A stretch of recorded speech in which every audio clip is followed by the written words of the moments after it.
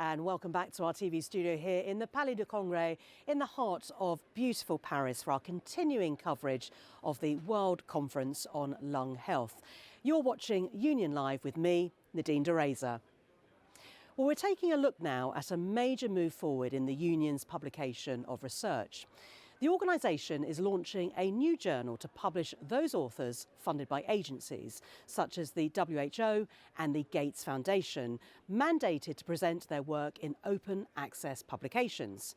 And to explore the Union's publications and the new journal in more detail, I'm joined by Hugh Blackbourn, who's the Publications Director at the Union. Welcome to you, Hugh. Great to have you here on Union Live. Thank you, Nadine. So what are the biggest challenges and opportunities for science publishing at this given moment?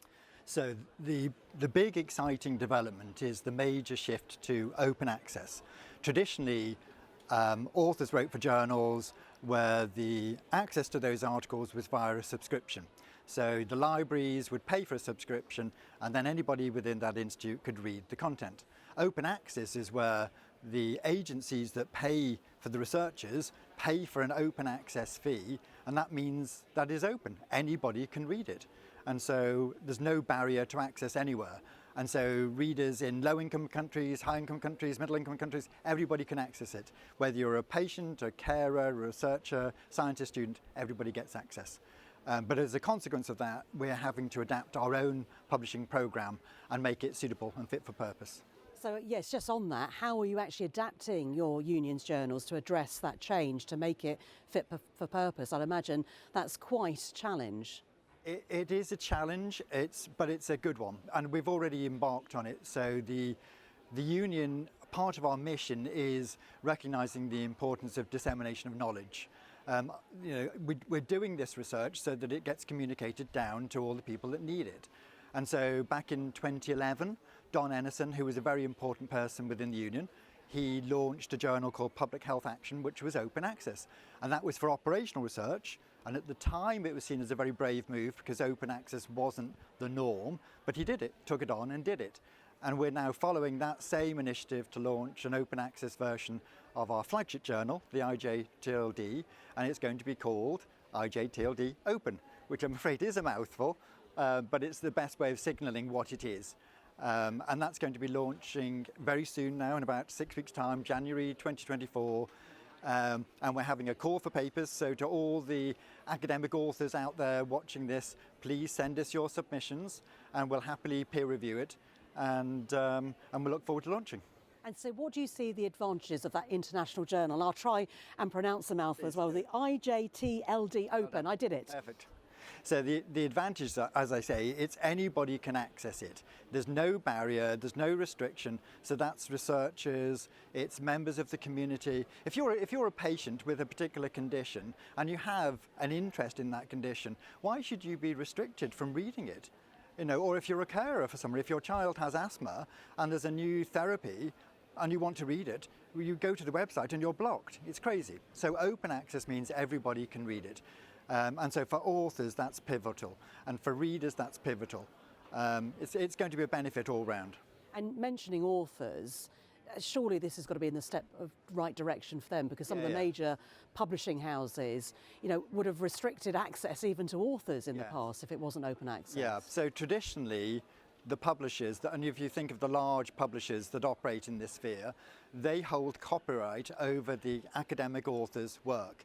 So as an author, you have to go back to them and ask for permission to reproduce that work, their own work. They're slightly a slave to the machine. With open access, the authors retain copyright. They hold copyright. They can use that article, the data within it in any form they want. They can pass it on to their colleagues and their peers. They can treat the PDF like a reprint. In the bad old days, we would charge authors to supply them with a reprint of their own article. In future, they can send the PDF around. They can use it in their teaching. It's all free to use. Wow, I mean, that sounds like a really step in the right direction for those authors. How about for those authors, though, that don't have funding for open access? Yeah, so we have been, effectively the union has subsidised the IJTLD over many decades. We don't operate as a profit vehicle for the union. It's all been subsidised, and we're going to maintain that. So we're continuing to publish the IJTLD in its current form for those authors in low-income countries, medium-income countries who don't have open access fees. And actually, I should explain that the agencies that are doing this, they're part of a group called, the initial initiative was called Plan S, and the partners that are funding it are called Coalition S, which sounds a bit sinister, but actually it's a good group of people. And it's elements like the Wellcome Trust, Howard Hughes Medical Institute, who have come together and mandated their authors to publish in open access. So that's going ahead as is, but for our authors, traditional authors who don't have funding from those bodies, we're going to continue to support their work so they have a free to publish model. Won't be free to read, it'll be still restricted to the subscribers, but it'll be free to publish. So you've thought about it, and obviously it's a step in the right direction, isn't it, actually? We've adapted it so that we maintain the status quo, but also build towards the future where everything will be open. Got it. So what are your hopes then for the launch of this new international journal, the IJTLD Open? Well done. So we're very excited. I think for authors, it's going to be a huge benefit. Their work will be seen by far more people. In the past, the author's article was restricted to the subscribers who could see it. Open access means that everybody can see it. It'll be displayed on our traditional publishing website, but it'll also be displayed on the aggregator sites like PubMed Central, and then you will be sending it out. Instead of sending a link in an email to an article that has restricted access, we can attach the PDF and send it out, so everybody has instant access to it. So it benefits authors, readers, as I said, benefits all of them. It goes through all the levels of society, everybody can access the article. So in theory, we talk about societal benefit. So you have a benefit to the academics, but what about the societal benefit? Open access ensures you have a societal benefit because it's pervasive. It goes through to everybody who wants to read it, has an interest, can get access.